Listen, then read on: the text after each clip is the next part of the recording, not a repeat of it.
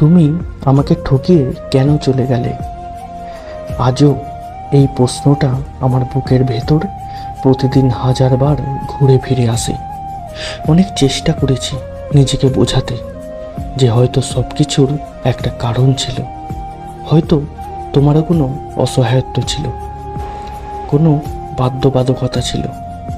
কিন্তু যতই নিজেকে বুঝিয়েছি ততই মনে হয়েছে যদি সত্যিই কোনো কারণ থেকেও থাকে তাহলে অন্তত একবার আমাকে বলতে পারতে। নীরবে কোনো ব্যাখ্যা ছাড়াই আমাকে একা ফেলে চলে যাওয়ার মতো কি এমন অপরাধ করেছিলাম আমি তো কখনো তোমার কাছে অসম্ভব কিছু চাইনি। শুধু চেয়েছিলাম তুমি সত্যিটা বলো, আমার পাশে থেকো, আর আমার বিশ্বাসের মর্যাদা দাও। আমি তোমার হাসিতে নিজের সুখ খুঁজে নিয়েছিলাম, তোমার কষ্টকে নিজের কষ্ট ভেবেছিলাম, তোমার ভালো থাকার জন্য নিজের অনেক ইচ্ছা, অনেক স্বপ্ন, অনেক আনন্দ ত্যাগ করেছিলাম। অথচ শেষ পর্যন্ত আমার প্রাপ্য হলো শুধু নীরবতা, অবহেলা আর বিশ্বাসভঙ্গ। জানো, মানুষ যখন নিজের সবচেয়ে প্রিয় মানুষটির কাছ থেকে প্রতারণা পায় তখন শুধু সম্পর্কটাই ভাঙে না, ভেঙে যায় নিজের ওপর বিশ্বাসও। আমি আজও আয়নার সামনে দাঁড়িয়ে নিজেকে প্রশ্ন করি, আমার দোষটা কোথায় ছিল? আমি কি খুব বেশি ভালোবেসেছিলাম, খুব বেশি বিশ্বাস করেছিলাম, নাকি তোমাকে নিজের সবচেয়ে জীবনের গুরুত্বপূর্ণ মানুষ বানিয়ে ফেলাটাই ছিল আমার সবচেয়ে বড় ভুল?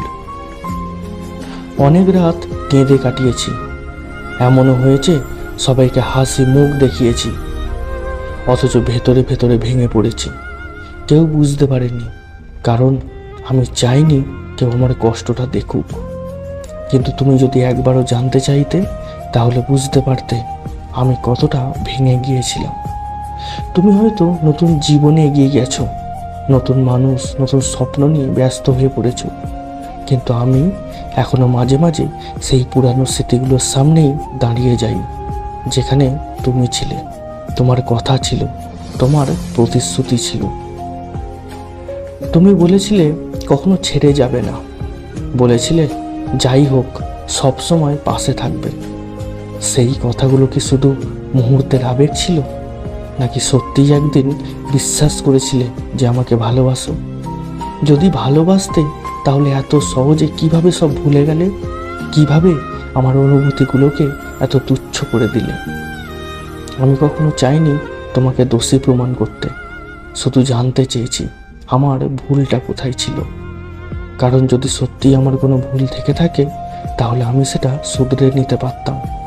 কিন্তু কোনো উত্তর না দিয়ে চলে যাওয়ায় আজও সেই প্রশ্নের উত্তর খুঁজে বেড়াই, উত্তর পাই না, শুধু শূন্যতা পাই। তোমার চলে যাওয়ার পর বুঝেছি ভালোবাসা শুধু কাউকে পাওয়ার নাম নয়, ভালোবাসা মানে বিশ্বাস, সম্মান আর দায়িত্ব। আর যখন এই তিনটির কোনো একটা ভেঙে যায় তখন সম্পর্ক বাঁচিয়ে রাখা যায় না।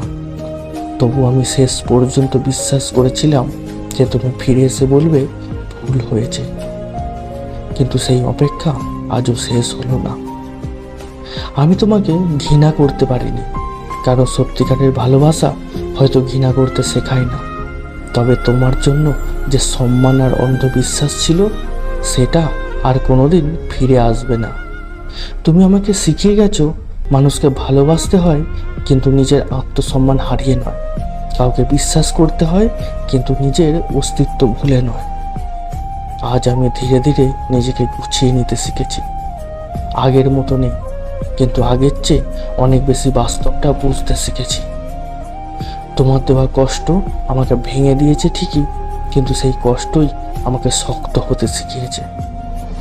আমি এখন জানি জীবনে কেউ চলে গেলে জীবন থেমে থাকে না, কষ্ট থাকে, স্মৃতি থাকে, কিন্তু সময় মানুষকে নতুন করে বাঁচতে শেখায়। তবুও যদি কোনোদিন তুমি ফিরে তাকাও তাহলে শুধু একটা কথাই মনে রেখো, যে মানুষটা তোমাকে নিঃস্বার্থভাবে ভালোবেসেছিল তাকে হারিয়ে ফেলাটা হয়তো তোমার জীবনের এক বড় ভুল ছিল। আমি তোমার কাছে কোনো বিচার চাই না, কোনো করুণা চাই না, শুধু চাই তুমি একবার নিজের মনকে জিজ্ঞেস করো যে মানুষটা শুধু তোমার ভালো চেয়েছিল তাকে ঠকিয়ে চলে যাওয়ার আগে তুমি কি একবারও ভাবোনি যে সে কতটা কষ্ট পাবে? আজও আমার সেই একটাই প্রশ্ন, তুমি আমাকে ঠকিয়ে কেন চলে গেলে? আমার দোষটা কি ছিল? যদি সত্যি কোনো দোষ থেকে থাকে তাহলে অন্তত একবার বলে যেতে পারতে। হয়তো কষ্ট হতো, কিন্তু উত্তরহীন অপেক্ষার চেয়ে সেই কষ্ট অনেক সহজ হতো। আমি তোমার সুখ কামনা করি, কিন্তু আমার জীবনে তুমি যে শূন্যতা রেখে গেছো তার উত্তর হয়তো আর কোনোদিন খুঁজে পাবো না।